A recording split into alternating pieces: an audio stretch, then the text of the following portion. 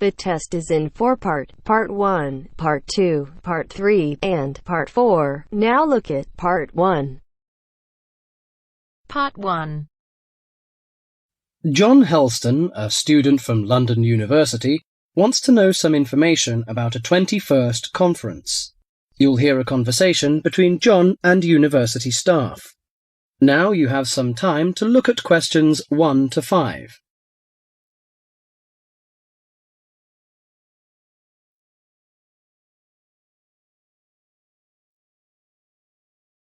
Listen carefully and answer questions 1 to 5.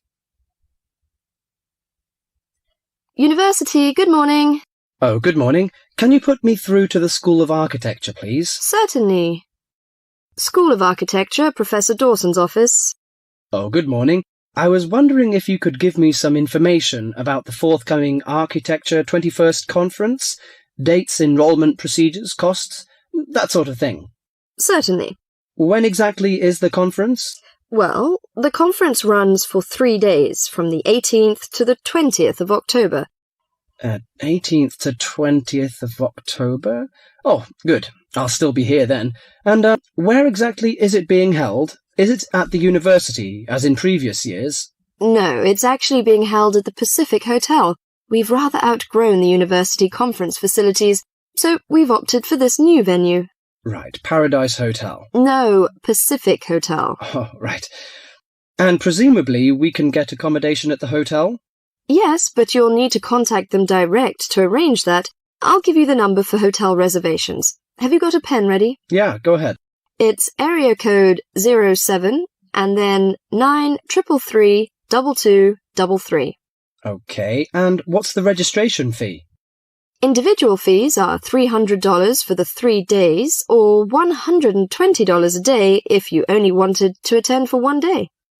Are there any student concessions? Oh, sure. There's a 50% concession for students, and that's $150 for the 3 days or $60 a day. And am I too late to offer to give a talk? Oh, I'm pretty sure you've missed the deadline for that. Oh, really? But I've only just arrived here in Australia. Is there any way I could have a paper accepted? Well, you'd need to talk to Professor Dawson. He's the person organising the conference this year. I can put you through if you like. Oh, yes, please. That'd be great. Oh, and can I just check the spelling of his name? Is that Dawson? Yes, that's correct.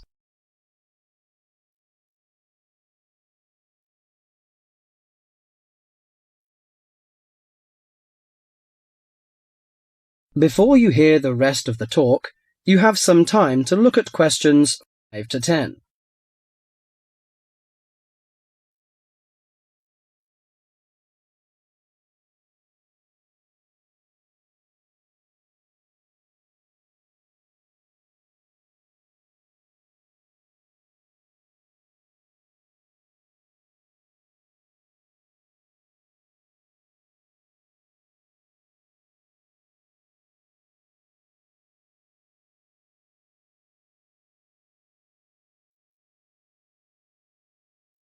Now listen carefully and answer questions 6 to 10. Professor Dawson speaking. Oh, hello. My name is John Helston. I'm an architecture student at London University. I'm here in Australia for 3 months, looking at energy-saving house designs. Right.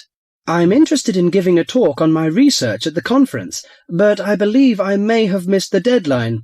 Well, strictly speaking, you have. The closing date was last Friday. Oh, no! But we may be able to include your paper if it fits into our program, but you'll have to be quick. Okay, what do I need to do? Send me an outline of your talk, and make sure you'd include an interesting title for the talk, something to attract the delegates' attention. Okay, interesting title, right?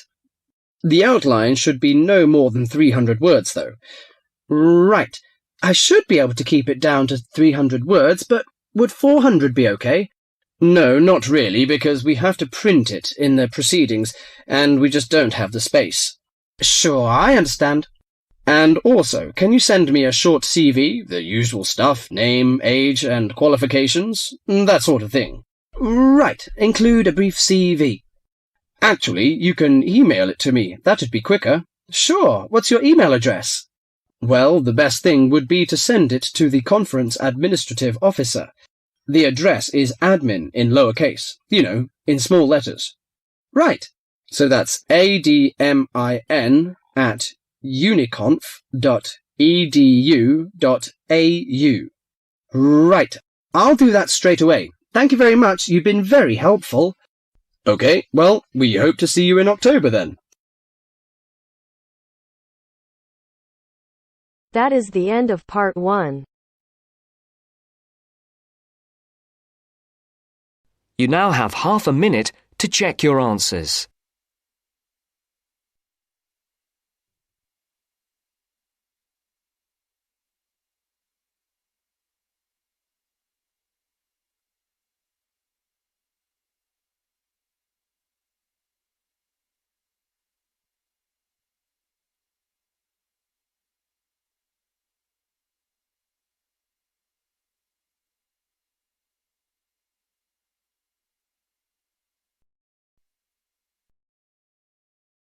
Now turns to part 2.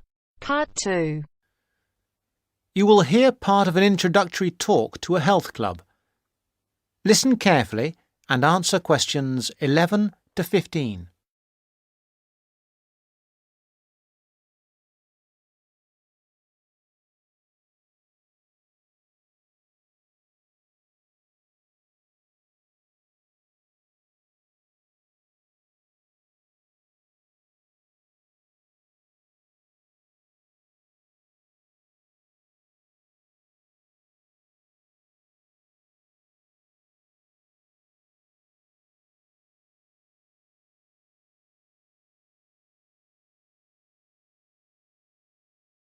Good morning, everybody. I'd like to welcome you to Rose's Health Club, which is part of the nationwide Rose Group of health and fitness centres. Today, I hope to tell you everything about the Glenfield Centre and the facilities it offers. First, have a look at the map of the centre I have put up here. There's a copy of it in your information packs. As you can see, we have a range of facilities. We are here at the meeting point, next to the reception desk. If you get lost, which is unlikely, make your way here. The main feature of the health club is, of course, the swimming pool. This is a 25-metre pool divided into 3 or 4 lanes. Access to the pool is normally through the changing rooms for obvious reasons.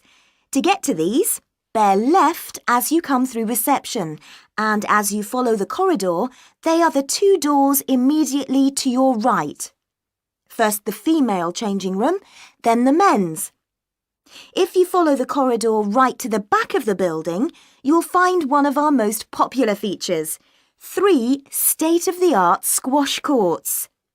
We keep them in very good condition, so if you're keen on that sport, I'm sure you'll appreciate the quality. Right then, I'm sure what many of you are thinking of joining for is access to the gym facilities and activities like yoga. We've got lots of space for this, and these are all situated on the left-hand side of the main corridor, opposite the changing rooms and squash courts. At the far end, you'll find the fixed and free weights room. There are lots of fixed weights machines, and you'll also find exercise bikes and rowing machines. Next to that, directly opposite the changing rooms, there's access to our sports hall. This is where yoga classes, martial arts, circuit training and other classes take place. We even have badminton and table tennis sometimes. OK, moving on from the sports, there are 2 other things to point out. One is a small door next to reception to the left as you come in. This takes you into the staff training room. This is important because you'll know where to find us in an emergency, and it doubles as a first aid room in those circumstances. Finally, last but not least, there is another corridor to the right as you come in, and that leads you to the cafe lounge on one side and the viewing area for the swimming pool on the other. Before you hear the rest of the talk, you have some time to look at questions 16 to 20.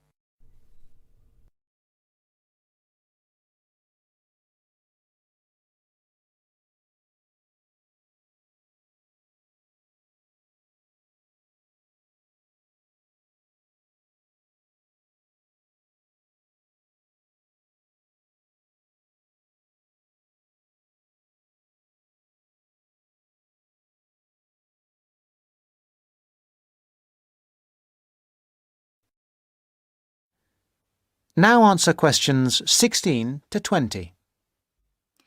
Now, we will go for a little tour in a moment, but first I'd like to tell you a little about the different kinds of club membership we have, so that you can be thinking about what you want as we go round. We first of all have the Anytime membership. Anytime is the complete go-as-you-please membership. This entitles you to full use of all the facilities during all opening hours, and we're open every day from 5 a.m. till midnight. This costs £850 per year, though there are some discounts which I will tell you about in a moment. Don't forget that the Rose Group is a nationwide group, and this membership also entitles you to the full use of the group's other 250 clubs around the country. The Free Time membership is an off-peak membership. This entitles you to use of the facilities between 10 a.m. in the morning and 3 p.m. in the afternoon. Also, you can use the facilities at any time at weekends. This costs £500. Note that you will still have access to a personal trainer under this membership scheme. Finally, a standard membership costs £400 and is a weekday membership really, especially suitable for retired people who can come during the week. There is also a children's membership scheme. Children can join this scheme if they are between 15 and 18 years old. Please note that children of less than 15 can't come to the club without an adult, and they can't take sessions on the sunbed. Not that young people usually want to use a sunbed anyway. The children's schemes are all half price, that is 50% for each child or young person in the scheme. People who live outside the area can have a discount of up to 50%, but this has to be arranged specially with the general manager. If that is of interest to any of you, let me know and I will fix up an appointment for you. Now, let's go on our tour. That is the end of part 2. You now have half a minute to check your answers.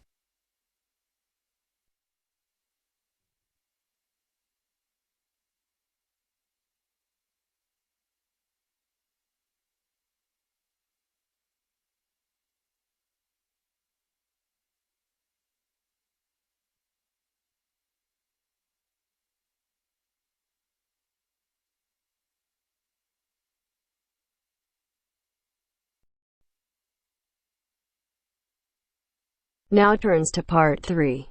Part 3. You will now hear a radio talk on agricultural regulations. First, you have some time to look at questions 21 to 25.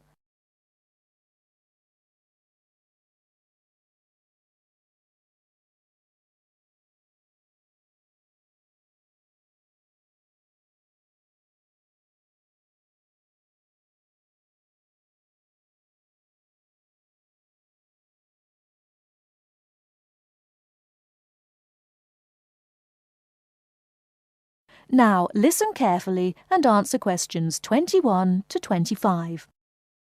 Could there be clearer proof of the arrogance and indifference of those who are supposed to keep our food safe than the muzzling of John Verrill? Agriculture is a business, true, and businesses have to make money. But this shows how ministers and officials put the profits of the agriculture business before the well-being of the British people. Mr. Verrill, a pharmaceutical chemist, was appointed to represent consumers on one of the many committees that advise the government on food safety. When he tried to do his job, though, and wanted to warn ministers of a danger to children's health, he was refused permission to do so. The danger comes from hormones given to cattle in the USA and some other countries to make them grow faster. They speed up the animal's development to maturity, thus making meat production more profitable. There have, however, long been fears that the hormones have horrendous effects on the people who eat them, causing diseases as serious as cancer. Once these hormones were used on British cattle too, but over 20 years ago they were banned in Europe for being too dangerous. Indeed, so concerned is the European Union that it banned imports of hormone-fed beef years ago, much to the fury of the US government, which wants to sell it all over the world.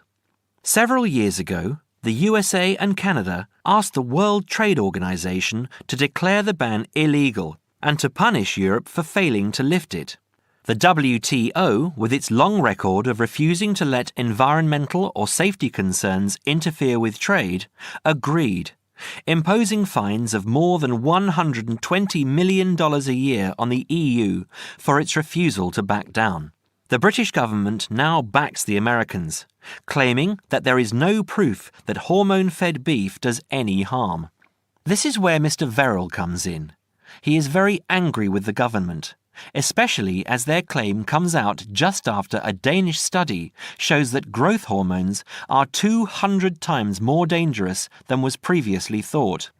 Worried by these findings, Mr. Verrill spoke to government representatives, who did nothing.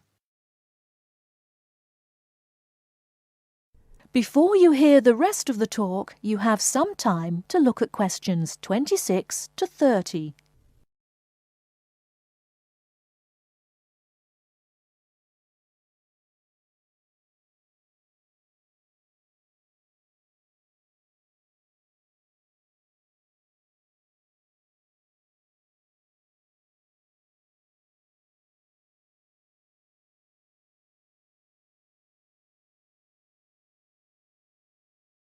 Now listen and answer questions 26 to 30.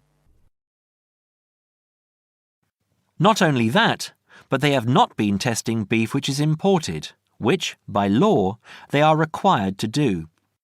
This directly affects the British public, as about 40% of the beef British people eat comes from abroad, supposedly from countries like Brazil, which does not allow the use of growth hormones. Brazilian beef is stocked by some British supermarkets and widely used in catering. Yet, when a Brazilian farm was recently visited by EU inspectors, a large stockpile of this banned substance was found. This is not the first food scandal we have had in our country. Take the present concern over a well-known chocolate company. Several months ago, the company found out that its sweets were contaminated with a rare form of salmonella, but they did nothing about it, leaving their sweets in the shops to be bought by the unsuspecting public. It was not until 5 months later, when several children had suffered food poisoning, that the chocolate bars were removed from the shelves. It makes you wonder how many other dangerous foods have been allowed onto our plates. That is the end of part 3. You now have half a minute to check your answers.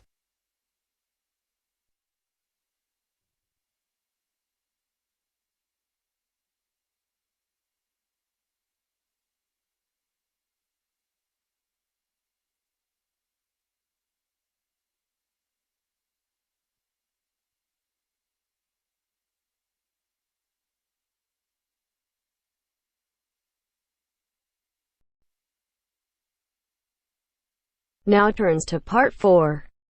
Part 4. A second session on interview skills. First, you have some time to look at questions 31 to 40.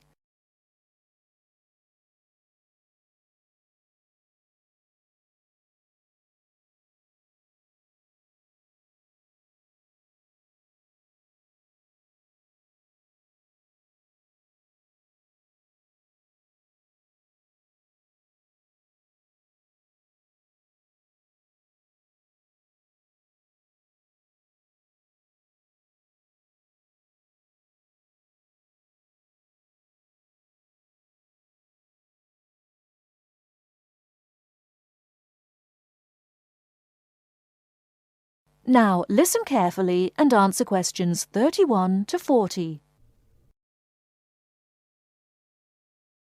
Hello there everyone, and welcome to our second session on interview skills. Now we have already looked at what to say in the interview and what to wear. So let's consider non-verbal behaviour, or as it is more often called, body language. Believe it or not, research has shown that this is what makes the strongest impression on people we meet. Frequent eye contact is one aspect of body language which goes down very well with interviewers and creates a good impression. Looking at people means that you're sure of yourself and confident. In fact, one famous car company even makes a note of the level of eye contact candidates make during their recruitment process for this very reason. So it is very important to maintain eye contact, but be careful how you do it. Avoid staring, as this is a sign of hostility. But avoiding eye contact altogether and looking away or down is even worse. But the general message is maintain that eye contact.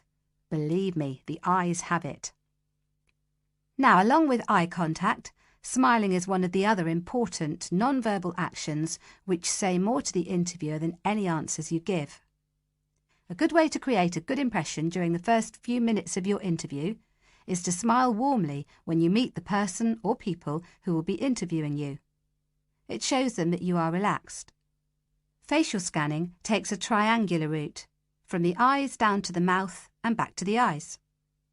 Even when you aren't speaking, an interviewer will be noticing your mouth, so give a relaxed smile whenever you feel it is appropriate.